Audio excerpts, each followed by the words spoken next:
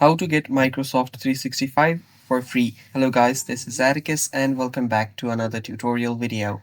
In today's video, I'll teach you guys how you can get Microsoft 365 for free. So without any further ado, let's dive right into it.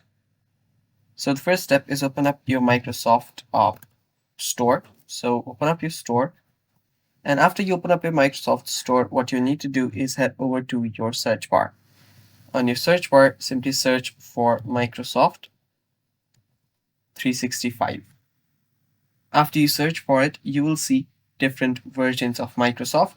The one that you want to install is this Microsoft 365 Copilot. Install this one right here. And as you can see right here, you can use your everyday productivity app.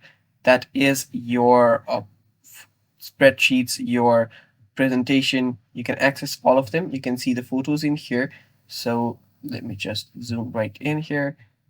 As you can see, you can use your Outlook, OneDrive, Word, Excel, PowerPoint, OneNote, everything after you download this. So you can use this. You can simply get this for free and even use this for free.